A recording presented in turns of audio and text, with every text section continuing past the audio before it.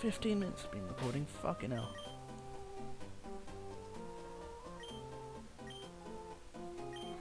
Right, so I want to find... No, do I? Oh dear. Oh dear. What the hell is up with that? Alright, so where am I going? Ah, right, no, I know what I'm going to be doing. My Pokemon aren't leveled enough for that yet, so I'm just gonna...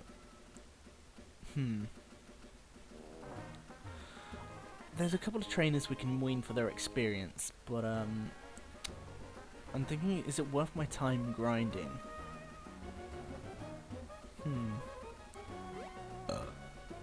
Might as well. Might as well. Yeah, I've just... I want to get shape. Oh, excuse me, yeah. They're fine. Right.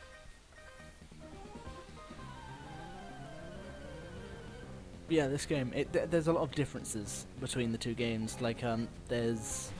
in the Ruby and Sapphire, the main process of the game is not to allow either Team Magma to reawaken Groudon or Team Aqua to reawaken Kyogre. And that was the main part of the game. Literally the main story. In this game, you actually get the chance to capture both of them and Rayquaza. It's a very good game, like a very good sequel. It's something that I believe Crystal did do quite well, but not entirely perfect. I think Emerald really perfected that game, where it's like the game to really summarize the entire series and make better. Like, there's a lot of very good, like, intuitive things that were released with Emerald that were pretty solid. I mean, I've seen people who would argue that this game is better than most other Pokemon games out there, especially when it comes to sequels. They've added new places, they've added new graphics, they've added new, like, you can find new Pokemon as well. Like, they made this like a hub, more of a hub for Johto-like Pokemon. So you can get, I think once you get to a certain part in the game, you get a chance to catch a Sudowoodo, I believe. Then you get, I think you can capture. I think you can capture oh, what's that paint Pokemon? Oh, Smeargle. I don't know. No, I think it's Mergle, not Smeagol. Smeargle. Yeah, it's a normal type, I believe, and we've been paralyzed. Yeah, you can like. Thank God for what is it? Sync, I think is what it's called. Synchronize. Yeah. That's actually a really good thing to have, actually, synchronize. Come in really handy. Anywho, I think we are ready for the Pokemon League to be... Pokemon League? No, I think we are ready for, Roxanne's gym. Back on the game, rather than looking forward at forward into the game.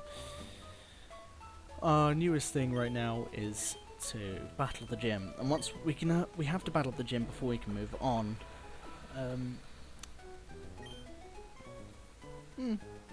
Let's do that now.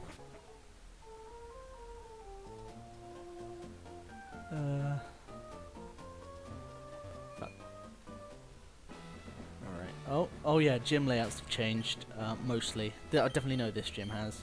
Oh, I didn't want to do that.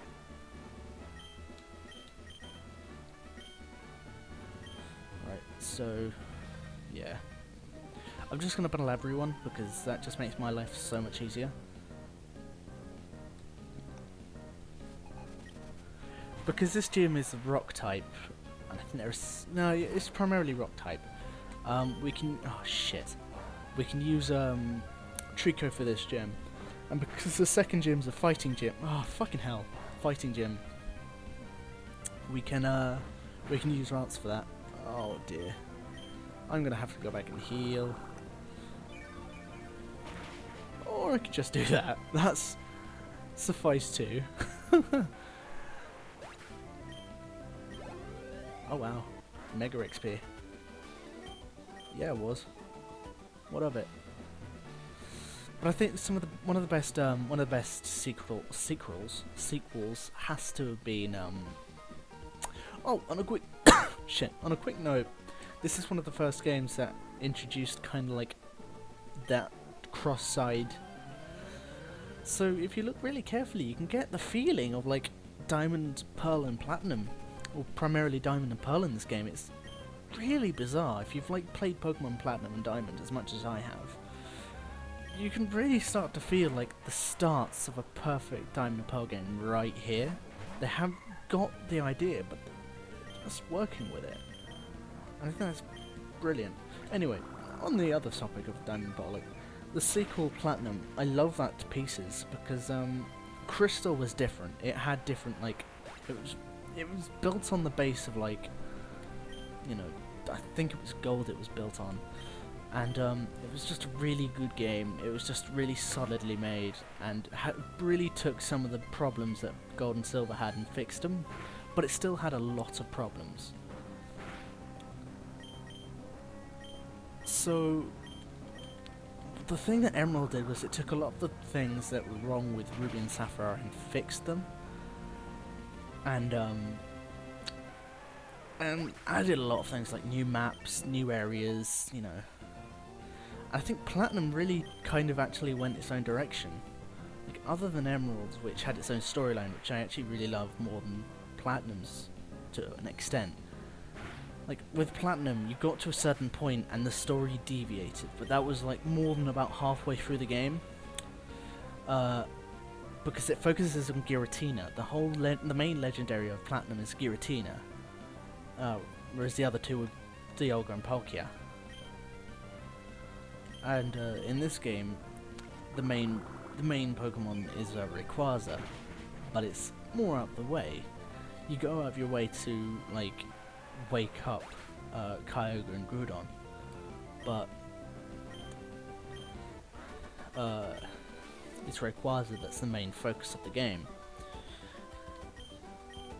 So, oh shit, I'm gonna heal first. Actually, do I need to? No, actually. Nah, I should be fine.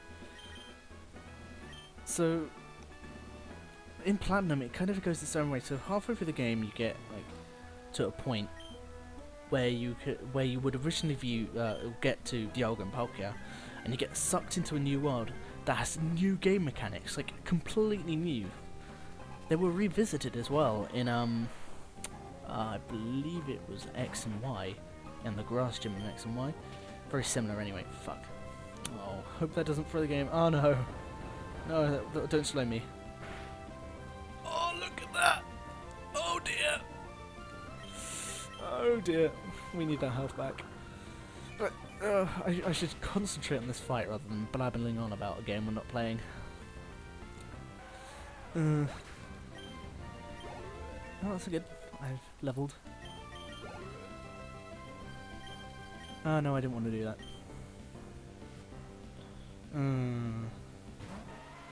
Also, some of the Pokemon have changed as well, so let's switch that.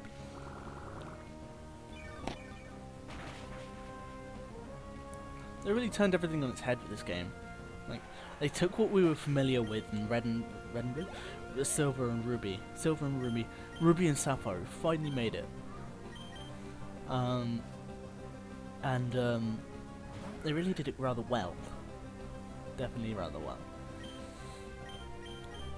Oh shit.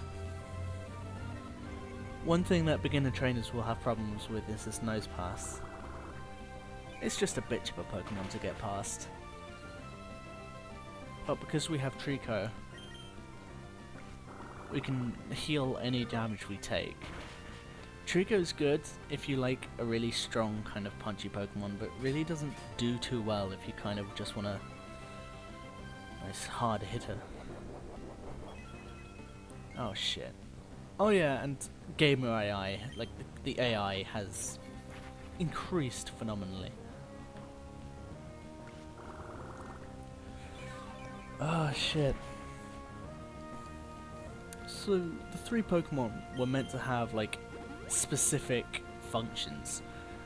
For I believe Treecko was more speed, was speed bias. Marshtomp, I think, is more of a defense kind of strength, and Blaziken is definitely more offensive. So you've got one that's offensive, one that's defensive, and one that's more speed. Oh, come on. Really? Really now? Come on.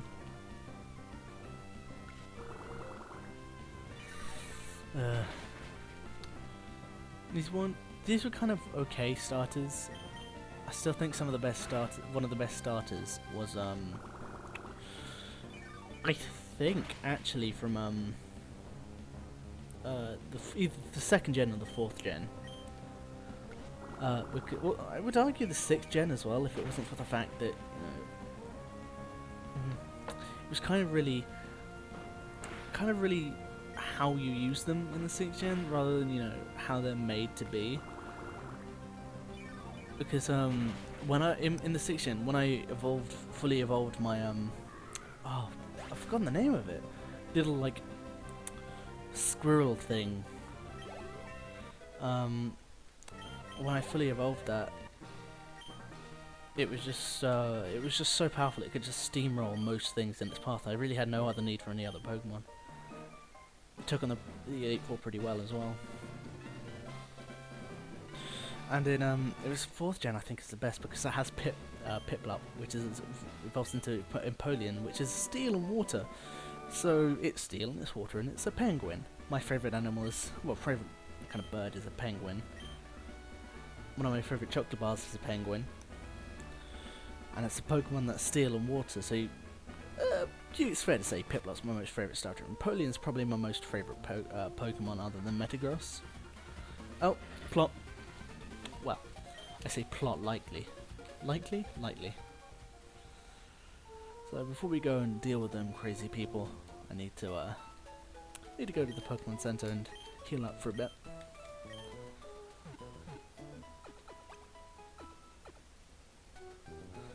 Well, I think that's all I have time for. So, yeah, until next time.